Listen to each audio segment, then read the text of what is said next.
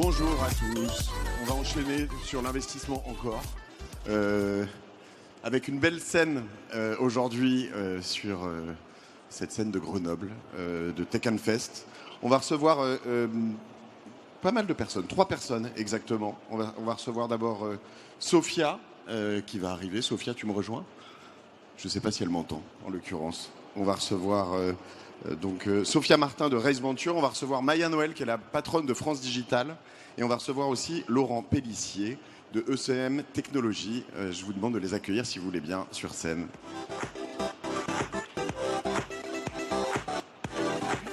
En dansant, s'il vous plaît. Pas mal.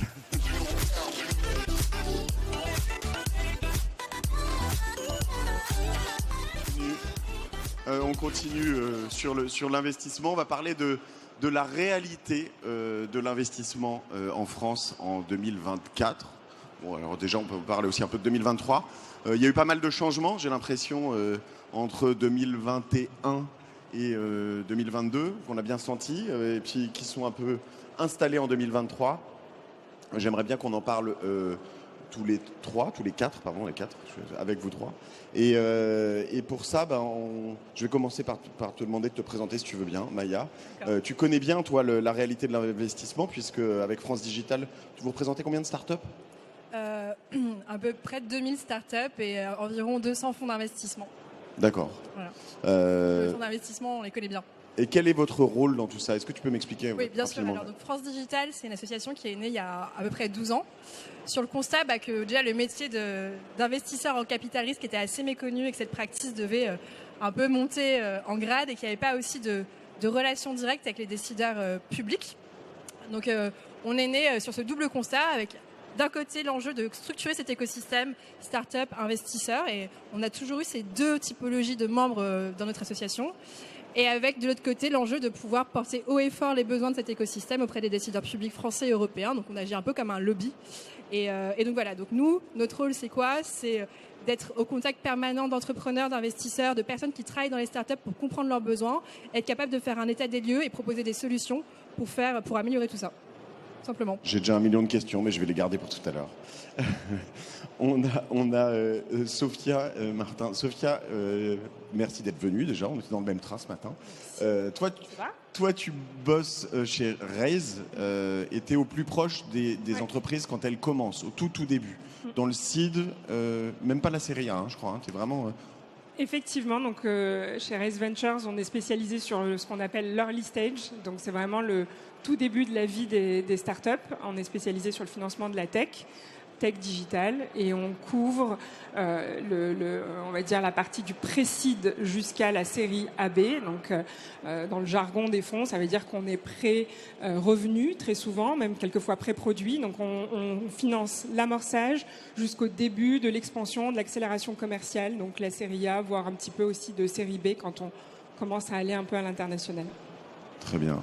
Et toi, Laurent, tu as une relation un peu spécifique avec les fonds finalement, puisque c'est de l'amour et de la haine. Ce sont les fonds qui t'ont mis au fond, et ce sont les fonds qui t'ont permis d'avoir des opportunités extraordinaires, non? Oui, les deux. En fait, je suis industriel, et dans ma vie, j'ai croisé des fonds. J'ai des fonds à mon capital, et puis j'ai aussi une société qui s'appelle Lama Invest, et je fais des investissements aussi, donc j'ai un peu toutes les casquettes. Donc on peut pas dire que c'est mal, puisque t'en fais partie, quoi. Non, quand c'est Lama, c'est bien. Non, mais ça dépend en fait du fonds et pourquoi il vient en fait. Et dans ta partie, industrielle, tu es quand même dans de la haute technologie, de la technologie. Oui, je suis dans la haute technologie, mais c'est une entreprise qui se développe avec une forte croissance et on a besoin de financement, et l'equity fait partie d'un financement intéressant suivant la vie de l'entreprise. Dans chaque période, l'entreprise a besoin de financement, et les financements peuvent être différents en fonction de la situation. Ok, si ça vous va, je vous propose qu'on fasse un petit état des lieux de ce qui se passe actuellement. Moi, ma sensation, mon sentiment, c'est qu'il y a quelques années, si tu avais une idée ok, avec une équipe ok, et que tu n'étais pas mauvais sur PowerPoint, tu pouvais lever des fonds. C'est hyper simple de lever des fonds, ça se fait comme ça. Non, mais il y a quelques années. Et puis aujourd'hui, tu arrives avec une idée béton, avec une équipe béton, Et puis même un produit, un début de produit déjà très très bien. Et même ce qu'on appelle un début de traction, quelques clients ou des gens qui te payent, et puis tu lèves des fonds, et là on te regarde, on dit oh là là là là, déjà tu fais pas de l'IA ou de l'impact, donc ça m'intéresse pas. C'est vrai? C'est pas vrai? Je suis obligée de commencer, Maya. Non, vas-y. C'est cette provocation de Mathieu. C'est la provocation. Je ne suis pas certaine que les stats de financement de start-up à proprement parler ont vraiment beaucoup changé, parce qu'en réalité, on a l'impression que c'est facile de lever des fonds, on claque des doigts, on lève des fonds. Je ne suis pas certaine que c'est vraiment comme ça que ça se passe, parce que quand tu regardes la stat, il y a seulement 25% de startups qui arrivent à lever leur série A quand elles ont déjà levé leur seed. Il y en a encore moins sur la partie financement d'amorçage. Donc mine de rien, c'est déjà quelque chose qui est réservé vraiment aux happy few, donc vraiment une toute petite sélection de startups qui remplissent les critères attendus par les fonds d'investissement, que ce soit des critères de scalabilité, d'hypercroissance, de capacité effectivement à se positionner sur un marché à fort potentiel avec un produit innovant. Est-ce que tu sais, si je veux juste approfondir cette stat, quand tu parles des 3/4 qui n'arrivent pas à lever leur série A, est-ce que ce sont des sociétés qui cherchent forcément à le lever, ou il y en a certaines qui lèvent un seed et qui sont très bien avec leur seed? C'est un très bon point. Il y en a qui probablement aussi arrivent quelque part à tendre vers un modèle où elles limitent leur cash burn, donc leur besoin de cash, et à rejoindre un niveau de rentabilité qui convient, parce que c'est aussi un modèle aujourd'hui dont on parle très peu et qui en fait concerne la majorité du marché. Et pour les autres, c'est celles qui cherchent à lever et n'y arrivent pas, parce qu'en fait, il y a quand même un taux de sinistralité qui est très important sur ces stades de maturité d'entreprise, donc le seed et la série A. La sinistralité fait partie du modèle. Donc, on l'intègre également, on le retrouve également dans les stades de levée de fonds. Dans le capital risque, il y a risque. Et qu'effectivement, quand tu finances une entreprise, elle peut ne pas aller au bout de ce qu'elle a promis et ce pourquoi tu avais investi.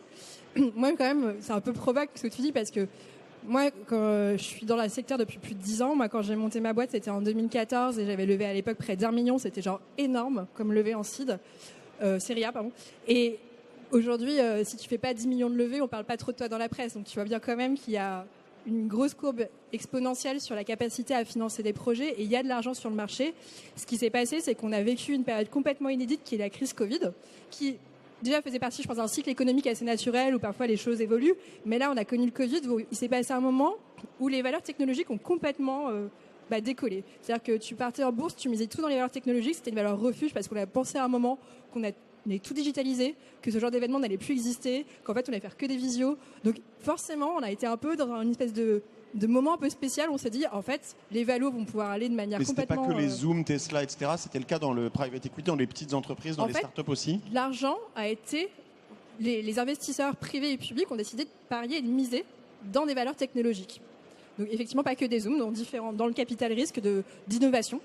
Et à un moment, on a cru qu'effectivement, l'argent était limité, les valorisations allaient continuer de grimper. Et en fait, au-delà de la crise du financement, je pense qu'on est vraiment arrivé sur une crise de valorisation. On ne savait plus que valait véritablement un euro. Et donc, c'est ce qui a commencé à se passer depuis effectivement 2022, une espèce de régulation du marché assez naturelle, un retour à la normale. Donc en fait, si tu fais une courbe et que tu regardes 2010 par rapport à 2024, en fait, l'argent disponible et les montants levés chaque année ne fait que grandir. C'est juste qu'à un moment, on a connu un pic tellement fort qu'on a forcément l'impression d'être en bas de la courbe. Sauf qu'en fait, on est toujours dans une phase de croissance. Donc non, en fait, il y a de l'argent. Après, ce qui est vrai, c'est qu'il y a un effet... un peu atterrissage forcé pour les entrepreneurs qui fait mal, où tu te dis, je comprends pas, effectivement, c'était beaucoup plus simple en 2021, en 2020. Mais parce qu'en fait, il y avait trop de cash et on avait un peu perdu des repères sur la valorisation des entreprises. Laurent, souvent, quand on est industriel, je vais continuer à taquiner un peu, je suis désolé, mais industriel et dans une entreprise un peu plus mature, on a souvent regardé cette période. J'en fais partie de tout ce game, donc ça va, j'ai le droit. Mais...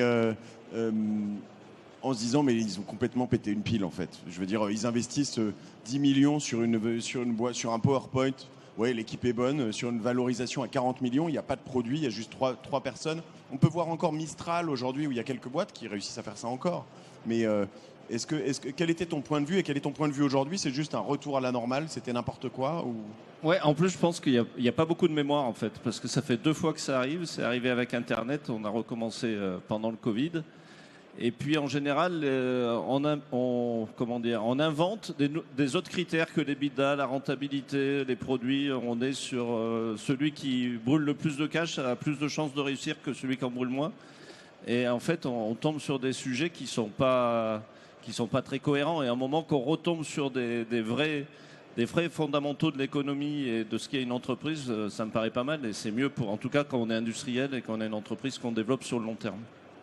C'est souvent validé quand même par un ou deux acteurs, ces choses-là. Alors, on a eu dans la première vague peut-être des Google, puis ensuite Meta, et voilà. Là, on a eu, je sais pas, même des Uber ou des boîtes comme ça qui ont, après avoir cramé des dizaines de milliards, ont réussi à devenir rentables et à garder une valorisation assez haute. Dans l'industrie, on a eu même Elon Musk avec Tesla, SpaceX. Enfin, ça fonctionne de temps en temps quand même. Oui, ça fonctionne de temps en temps. Le problème, c'est le nombre de startups par rapport au nombre d'élus. Alors, les gens étudient les dossiers. Bon, après, par provocation, je dis il ne faut pas que vous étudiez les dossiers parce que vous ne connaissez pas en fait ce que va devenir la startup. Il faut investir dans toutes. Et puis, il y en a une qui va devenir Google ou autre. Donc, c'est assez compliqué en fait, je pense, pour une startup de se différencier. Après, je pense que c'est nécessaire qu'il y ait justement cet effet tas de sable où tu as plein de projets qui vont pas forcément arriver au sommet, mais pour qu'il y ait des projets qui fonctionnent et qui, en plus de ça, révolutionnent complètement nos usages au quotidien. Je me rappelle plus de l'époque sans Uber, mais je sais, j'ai quand même des souvenirs d'avoir galéré à chercher les taxis pendant très très très longtemps. Ça change notre quotidien. Alors, tu peux connaître l'époque sans Uber. Il suffit que tu cherches un Uber à Grenoble, il y en a pas. D'accord, bon, alors voilà. Pas vrai, on est venu en Uber de la gare parce qu'il n'y avait pas de taxi. Non mais tu vois, le truc où quand tu prends ton rendez-vous sur Doctolib, en fait, il y a quand même des entreprises, parce qu'on a décidé d'investir et de prendre ce pari-là, qui changent radicalement. Enfin, c'est l'innovation, c'est le principe même de l'innovation. Et ce qu'il faut se dire, c'est qu'il faut étudier des dossiers, et surtout, il faut étudier des dossiers en France et en Europe, parce que ce qu'on observe aussi quand même, c'est que les principaux changements qu'ont provoqué l'innovation étaient provoqués par des entreprises qui sont quand même américaines, et qui en fait, de facto, ont une influence et sont présentes partout. Et d'ailleurs, c'est tout le principe, ce qu'on appelle des gatekeepers aujourd'hui, c'est-à-dire aujourd'hui, tu peux plus aller sur Internet sans aller sur Google quasiment. Donc on est arrivé à un moment où il faut continuer à investir, et il faut continuer à investir dans des projets qui sont français et européens pour avoir cette chance, nous aussi, de basculer et créer des champions. Je peux rebondir. Tu crois pas que c'est aussi du fait que quand on passe à la seconde levée de fonds, où on parle en centaines de millions, c'est très compliqué de lever ces montants-là en France par rapport aux États-Unis. C'est impossible de le faire en Europe. Donc il y a plein d'idées françaises qui partent ensuite aux États-Unis pour se financer. Qui d'ailleurs, et ça c'est parce qu'aujourd'hui on n'a pas, alors peut-être que Sophia pourra rajouter un point, mais arriver à un certain stade effectivement d'accélération où tu dois dépasser les 10-20 millions à lever, tu n'as pas cet argent-là disponible en Europe. Après, un écosystème d'investissement, ça prend du temps à se construire, et c'est vrai que les États-Unis ont commencé dans les années 70, nous c'était plutôt dans les années 2000, donc on a de facto 30 ans de retard, mais c'est un retard qu'on est capable de rattraper, qui va forcément se baser aussi sur de l'argent étranger, mais à condition de garder le pouvoir et une forme d'autonomie sur les investissements qu'on fait. Je sais pas si tu veux... Je pense que là-dessus, c'est une histoire aussi de maturité d'écosystème, où quand on regarde effectivement la French Tech était plutôt connue sur des modèles comme la FinTech, les marketplaces. Historiquement, c'est plutôt ce type de sociétés qui ont émergé. Et en fait, aujourd'hui, on voit qu'il y a quand même un vrai changement de paradigme, parce que la France commence à émerger sur d'autres sujets, d'autres thématiques. Par exemple, en 2022, 40% des sociétés qui se sont créées, c'était des startups industrielles, pour seulement 38% en SaaS et 6% de marketplace. Donc on voit quand même qu'il y a quand même une métamorphose, une mutation aussi de l'écosystème français. On commence à émerger sur des sujets effectivement d'intelligence artificielle où la France est vue comme un peu la terre promise sur ces sujets d'IA. Et c'est un vrai bouleversement qui est en train d'apparaître et qui est très intéressant parce que c'est une période qui est très paradoxale même pour les entrepreneurs, et c'est difficile à lire parce que à la fois, comme tu le disais Mathieu, c'est devenu très difficile de lever, encore plus qu'avant. Parce que justement les investisseurs cherchent des fondamentaux, ont découvert les l'EBITDA notamment en venture, ce genre de choses, et donc essayent de voir dans quelle mesure les produits ou les services qu'ils financent vont être des services durables et des produits durables qui vont être capables de passer un cap et être un peu autonome à un moment. Et en même temps, on voit aussi un changement on va dire de scope sur les thématiques d'investissement. Alors c'est là où je voulais en venir, ces thématiques. Quelles sont les priorités chez toi en tant qu'investisseur? On parlait finalement Doctolib ou Uber qui sont un peu des marketplaces d'une certaine manière. Hein. Donc tu as un acteur au milieu qui distribue de l'offre et de la demande. Moi je suis sur une marketplace en ce moment typiquement avec un des projets qu'on a qui est Alvo.market.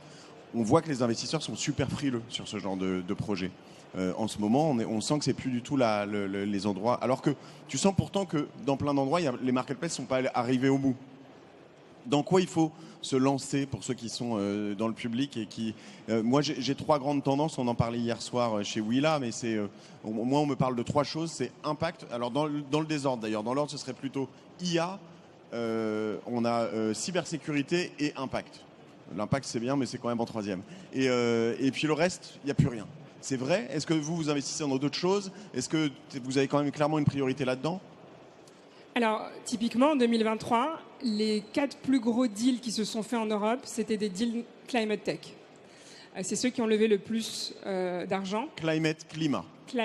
Climat. Et dans le climat, on met beaucoup de choses. Il y a des sujets biodiversité, énergie. Le climat, c'est extrêmement large. Des sujets de carbone, voilà, beaucoup de choses. Je pense que tu pourras rebondir là-dessus.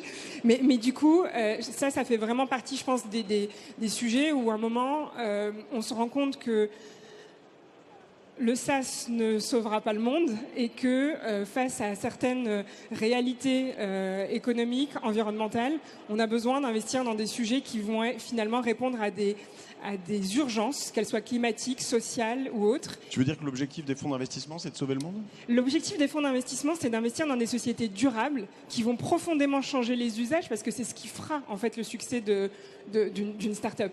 Quand on investit dans un Vercor, par exemple, qui a été la plus grosse levée de fonds de l'année 2023, c'est parce que justement on a envie de croire dans cette accélération de la transition énergétique et qu'on a la conviction que c'est aussi là qu'il va y avoir le plus d'argent qui va être investi par le secteur privé, public, et qu'il va y avoir un vrai impact sur le changement des usages, le changement de façon de consommer, de se déplacer, etc. Ok, donc climat, après je te laisse Laurent la parole, climat. IA. Ouais. Ça a été les 2 grosses, les grosses thématiques d'investissement en 2023 et qui vont probablement perdurer. Il y a des choses qu'on boude, qu'on fait plus, qu'on laisse derrière? Le B2B SaaS ou les marketplaces, effectivement, qui sont peut-être des sujets sur lesquels on a plus de difficultés aujourd'hui à financer parce que ça demande beaucoup d'argent pour scaler. Et voilà, je pense que les investisseurs aujourd'hui ont besoin de se raccrocher à d'autres fondamentaux. Tu n'es pas d'accord? En fait, je suis pas tout à fait d'accord. Je pense qu'à partir du moment où tu as un bon business, tu lèves. Et si c'est un business SaaS ou marketplace, ça marche. En fait, tout dépend de la thèse d'investissement du fonds qui est là. En fait, aussi, ce qu'il faut aussi se rappeler, c'est qu'un fonds d'investissement, lui-même, il lève de l'argent. Et tu lèves de l'argent auprès de qui? Tu lèves de l'argent auprès des gros LP qui sont des institutionnels, des gros corporates, des États. Enfin, tu vois, ça dépend aussi des stratégies politiques. Et en fait, aujourd'hui, le fait qu'aujourd'hui, il y ait des projets climate tech plus ambitieux, pour moi, c'est juste une logique du fait qu'on a connu la transition numérique, qui est toujours en cours, mais qui est bien présente aujourd'hui. L'urgence, elle est que cette transition numérique, elle accompagne forcément la transition écologique et sociale, en fait. Donc, c'est normal qu'on passe ce pari-là. Et les LP qui sont au-dessus des fonds, oui, c'est là-dessus qu'ils ont envie d'investir. Je pense qu'aujourd'hui, un corporate, il dit moi, je fais un pari de transformer mon industrie pour qu'elle soit plus vertueuse vis-à-vis de l'environnement et de la société. Donc, de facto, je vais choisir d'investir dans des projets qui sont plus impactants. Je me rends compte qu'aujourd'hui, il n'y a pas une révolution numérique, mais une révolution autour de l'IA. Donc, c'est évident qu'il faut aller sur ce sujet-là. Donc, oui, tu as des LP qui vont aller sur ces thèses-là. Mais ça n'empêche pas qu'à partir du moment où tu as un business avec un modèle scalable, tu vas trouver de l'argent à partir du moment où tu as un modèle qui tient la route. C'est moins la tendance. Parce que c'est moi ce que demandent en fait les investisseurs derrière tout ça. Les investisseurs, ça peut être vous, ça peut être toi et moi, enfin n'importe qui en fait. C'est l'argent public aussi qui a investi. Donc voilà, oui, c'est des tendances, mais néanmoins, je pense qu'il ne faut pas non plus déprimer tout le monde en disant en fait, si vous avez un SaaS, il ne faut pas se lancer. Moi, je pense qu'il y a des SaaS formidables et c'est pas parce que tu as décidé de lancer un CRM que tu vas pas faire un beau business. Enfin, ça reste du business in fine, quoi. Laurent, qu'est-ce que tu penses de tout ça? Toi, déjà sur ECM d'une part, mais aussi en tant qu'investisseur, comment tu perçois? ECM, on a fait la transition écologique depuis un moment, donc on est sur des équipements qui permettent à l'industrie de décarboner les traitements thermiques qu'ils font. On a des fours qui sont qui ont une empreinte carbone 80% inférieure à un fonds traditionnel. Donc on est déjà dans cet esprit d'améliorer la situation pour le climat. D'un autre côté, on est actionnaire d'une entreprise qui s'appelle Carbone pour faire des panneaux solaires en partant du silicium jusqu'aux panneaux solaires.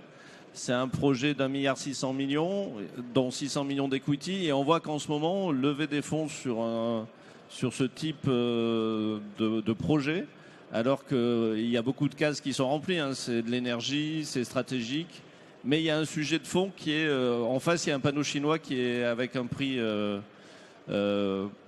très compétitif, et sans aide ou des barrières aux frontières, on a du mal à avoir un projet qui est finançable. J'avais envie de dire plein de trucs, je suis désolée, vraiment, mais... On est là pour ça. Non, mais sur le sujet du financement, parce que c'était quand même la thématique sur... c'est quels sont les besoins du moment. Ce qu'on observe aussi, c'est qu'on est dans un monde où les technologies évoluent. Les technologies sont une forme d'arme. On parle d'intelligence artificielle. Là, il y a un gros texte qui est en cours de vote, c'est l'IA Act. Parce qu'en fait, on a besoin de contrôler l'IA pour qu'elle soit plus vertueuse, plus éthique, parce qu'effectivement, les deepfakes, ça fait peur et qu'on n'a pas envie de finir dans des cas d'usage avec du scoring social avec l'intelligence artificielle. Donc c'est super, on régule tout ça. Idem pour l'environnement. Il y a des nouvelles régulations qui sont en cours avec la CSRD au niveau européen qui imposent à toutes les entreprises d'être vertueuses, de mesurer leur impact, leur empreinte carbone, etc. Tout ça, c'est ultra positif. Je pense qu'on va dans le bon sens. Néanmoins, ça impose de facto énormément de normes et de règles que les entreprises doivent assumer. Ce qui fait que tu as une barrière à l'entrée directe de mise en conformité qui coûte énormément d'argent.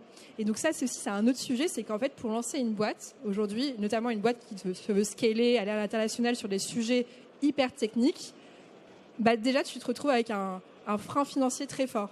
Et c'est vrai qu'on manque encore un peu d'argent en Europe et que, de facto, ça nous défavorise par rapport aux US et à l'Asie. Et c'est ça le sujet, je pense, aujourd'hui, c'est qu'il va falloir qu'on arrive à avoir les poches plus profondes. Et pour ça, ce qui nous différencie aussi des États-Unis, c'est qu'on n'a pas d'argent privé qui est véritablement dirigé vers le financement de l'innovation. J'entends par là qu'aux États-Unis, ils ont des fonds de pension. Et c'est cet argent-là qui va pouvoir financer des fonds d'investissement qui, derrière, vont investir dans les startups. Nous, on a des PEL et des livrets A, c'est ça? Nous, on a la BPI. On a la BPI qui est l'argent public qui investit. Nous, en tant que particuliers, on a moins d'incitation fiscale déjà à placer notre argent dans l'investissement. Donc, c'est en train de changer. Il y a eu la mission Paul Midi qui a quand même fait évoluer aussi le cadre fiscal en faveur de tout ça. Mais même culturellement, en fait, culturellement, on est habitué à investir en bourse depuis 20 ans éventuellement, mais ce qu'on appelle le private equity, quand tu demandes à quelqu'un, est-ce que tu sais ce que ça veut dire private equity? Oui, ils ne savent pas en fait. C'est vrai que les family office, il n'y a pas la même culture de family office qu'il peut y avoir aux États-Unis ou en Allemagne.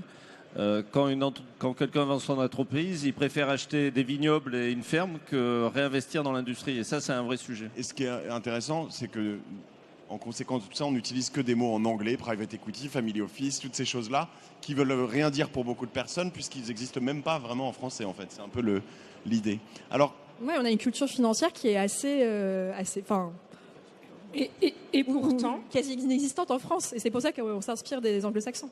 Et pourtant, aujourd'hui, avec une baisse considérable des levées de fonds pour les fonds, ceux qui n'ont pas lâché les fonds et qui continuent à investir sans relâche, ce sont les family office. Là où on a vu en fait un retrait des institutionnels ou de certains corporates, les family office sont toujours là. Donc effectivement, je pense que tu as raison, il n'y en a peut-être pas assez en volume, mais néanmoins leur engagement est certain, est clair, et qu'ils ont un rôle indéniable aujourd'hui, ils jouent un rôle indéniable dans le financement de la tech, que ce soit les business angels au moment du stade d'amorçage dans l'investissement direct dans les startups, ou les family office et les multi-family office qui investissent eux directement dans les fonds d'investissement. Pour refaire un cours rapide, si je comprends bien, nous on est fort pour l'instant sur tout ce qui est donc ce qu'on va appeler love money, friends and family, que de l'anglais toujours. Donc on y a un mot français pour ça. Non, ça nous vient même pas. En tout cas, donc le très très early stage, on va rester dans l'anglais de toute façon. Donc les tout premiers tours de table. Ensuite le seed, donc la graine.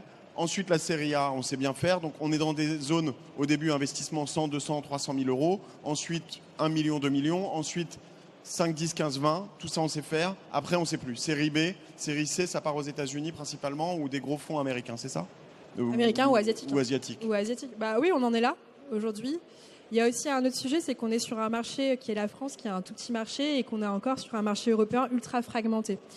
Dans la décision de construire un champion, il faut y aller un peu all-in, il faut mettre énormément de moyens. Et je pense qu'il y a une nécessité de coordination d'investissement pour se dire sur quel champion on mise, pas à l'échelle de la France, mais à l'échelle européenne. Et ça, on en est encore très peu capable. Et c'est important de l'avoir en tête parce que, mine de rien, l'Europe, elle joue son rôle, notamment en termes de régulation. Là, il y a des textes qui ont été votés qui changent certains paradigmes au niveau du numérique. Je pense au DSA, je pense au DMA, là, je parlais de l'IA-Act, la CSRD. Enfin, c'est des normes qui façonnent quand même l'économie, mais c'est que de la régulation. C'est pas une puissance d'innovation. En quoi? Tu peux nous dire vite? Parce que là, tu as utilisé plein d'acronymes que je connais pas. Je n'ai pas compris ce que tu as dit. Alors, le DMA, typiquement, c'est un texte qui va réguler la concurrence en matière de numérique. Parce que ce que je disais au début, c'est qu'aujourd'hui, on a des entreprises qui sont tellement hégémoniques, qui sont tellement présentes et qui ont un monopole tellement fort qu'elles ne laissent même pas la place à la concurrence. Je vais te donner un cas tout simple qui est l'Apple Store. L'Apple Store, tu es développeur d'application. Pour qu'elle soit téléchargée, ton application, tu vas te mettre sur l'Apple Store. Sauf que, de base, sur ce que tu vas gagner, Apple va prendre 30%. Donc, tu es déjà sur un maxi géant qui a beaucoup trop d'argent et à qui tu vas de facto redistribuer. Aujourd'hui, tu es une start-up, tu lèves des fonds, tu veux faire de l'acquisition. Tu payes qui en premier? Tu payes Amazon en hébergement, tu payes Google en publicité. Donc en fait, ils sont tellement présents que la concurrence, elle existe même. Ils sont devenus, c'est ce qu'ils voulaient, systémiques. C'est-à-dire que Internet, c'est eux. Si tu veux être sur le mobile, c'est soit Apple, soit Android, soit Google, soit Apple. C'est le système passe forcément par eux. Donc ils prennent du cash quoi que tu fasses, c'est ça. Exactement. Donc ça, il va falloir que ça change. Et ça, pour que ça change, le texte, le DMA, c'est le principe même de dire si vous êtes confronté à une position de monopole tellement fort que ça va directement impacter votre business, vous avez recours à la régulation européenne pour pouvoir limiter tout ça. Mais c'est vraiment dans une stratégie défensive. On n'est pas offensif sur l'innovation. Et c'est ça qu'il faut réussir à shifter. Et je pense que si on veut faire ce shift, il faut le faire au niveau européen, en pensant à un financement pas simplement français, mais européen, parce que c'est en rapprochant toutes ces poches-là qu'on arrivera à parier très fort. Donc il y a une forme de volonté politique publique, effectivement, à parier sur les bons acteurs qui viendront des champions de la tech. Donc ce que tu dis, c'est que l'Europe, c'est bien pour se défendre, parce que si j'étais que le Portugal ou que l'Estonie, en fait, et que je dis à Google ou à Apple, moi, ton App Store, ils me diraient, bah, salut, je m'en fous, en fait, au revoir. Donc là, c'est bien, mais en revanche, on n'est que défensif, il faut qu'on puisse aller de l'avant. Il n'y a pas de BPI européenne, il n'y a pas de cash qui vient d'un... Si, il y a des poches budgétaires européennes qui existent, et d'ailleurs, la BPI elle-même va piocher dans des poches budgétaires européennes. Sauf que c'est pas pensé de manière stratégique sur où est-ce qu'on veut aller en tant que puissance économique, en tant que puissance d'innovation. Ok. Voilà. Vous aviez des... Ouais, pour rebondir sur l'énergie et le photovoltaïque, il y a eu Airbus. On pourrait très bien faire un Airbus du photovoltaïque si on pense que c'est important et que c'est stratégique. C'est au niveau de l'Europe que ça devrait se traiter et pas au niveau de la France. Mais on n'est pas d'accord au niveau de l'Europe. Je veux dire, on a abandonné le nucléaire il y a 10 ans. On a un peu laissé tomber tout le reste. Les Allemands, ils ne sont pas d'accord avec nous. Est-ce qu'on peut vraiment faire ça ? Le photovoltaïque, c'est un sujet où tous les Européens sont à peu près d'accord que dans le mix énergétique, il faudra du photovoltaïque. Donc il y a un sujet qui rassemble. Autant l'utiliser pour en faire une industrie forte. Et sans faire des choix d'industrie aussi forts, il y a des sujets, je pense, sur lesquels on est tous d'accord. Si on veut créer des belles entreprises, il nous faut des talents, typiquement. Et là-dessus, je pense qu'on est tous d'accord en Europe. Typiquement, si on veut pouvoir attirer des talents, pourquoi est-ce qu'on ne fait pas un actionnariat salarié type BSPCE? Bon, j'utilise encore les acronymes, mais voilà. Distribuer d'actions salariées de manière complètement uniforme en Europe. Ça permettrait à n'importe quelle entreprise qui souhaite recruter dans différentes structures d'aller plus vite. Pourquoi est-ce qu'on n'a pas un système de preuve unique où si tu fais, je sais pas, j'imagine que tu travailles sur un dispositif de santé, tu dois passer par un nombre de règles hallucinant dans ton pays. À partir du moment où c'était validé dans ton pays d'origine, pourquoi est-ce que tu n'as pas un pass unique pour pouvoir ouvrir le marché sur tous les pays européens? Donc il y a plein de trucs comme ça qui fragmentent le continent et qui sont des freins qui, additionnés, font que c'est quasiment impossible de créer un business européen by design. Tu restes cantonné à ton pays. Et en fait, cette réglementation, qu'elle soit locale ou européenne, a un impact énorme en fait sur l'innovation et sur les créations aussi de start-up. Tu citais tout à l'heure quelques exemples de réglementation, mais typiquement tout ce qui s'est passé aujourd'hui, des SBTN et tout ça, ont vraiment aussi favorisé l'accélération de ce qu'on appelle le Nature-Based Tech. Donc c'est vraiment ces start-up qui ont pour vocation d'aider à appréhender les risques, mesurer les risques, identifier la bonne data et mettre en place en fait les solutions, les implémentations nécessaires pour pouvoir limiter l'impact des grandes organisations, des grandes entreprises sur la biodiversité, juste liée en fait à leur activité habituelle. Et donc ça, c'est quelque chose qui a été accéléré grâce à la réglementation et qui a ensuite un impact réel sur le monde économique. On va laisser la place dans pas longtemps au patron de l'université de Grenoble. Moi, je voudrais qu'on laisse tout le monde après ça sur une note d'espoir. On voit qu'on a un terreau fertile, qu'on a au moins... en fait, le drame serait peut-être qu'on n'ait pas les moyens de financer le début. On a au moins déjà ces moyens, on s'arrête à la série B, mais c'est la prochaine étape. L'Europe est une structure qui est, semble-t-il, bien faite, si je vous écoute bien là-dessus, qui progresse en tout cas. Et donc, on est sur un terreau fertile, on a de l'espoir. Une ville comme Grenoble produit énormément d'ingénieurs, forte sur le climat, forte sur la tech, forte sur la réalité virtuelle. On a quand même pas mal d'espoir, finalement. Moi, je suis pleine d'espoir et comme je le disais, je pense qu'on est encore en haut d'une courbe et qu'on va continuer de grandir et qu'on est justement capable aujourd'hui, parce qu'il s'est passé les quelques années précédentes, de financer des projets de plus en plus ambitieux, de plus en plus tech, deep tech. Et c'est sûr que Grenoble, c'est un terreau hyper fertile, donc non, pleine d'espoir. Et les VC sont complètement en phase avec ça et ouverts justement au financement de la deep tech et de l'industrie tech. Et ça, franchement, il faut surfer cette vague. Mais l'idéal, c'est un projet européen qui fédère, un vrai projet industriel, ça serait top. Sophia, Laurent, Maya. Suivez-les sur LinkedIn. Merci beaucoup, c'était passionnant. Merci à vous. Bonne journée, bon appétit.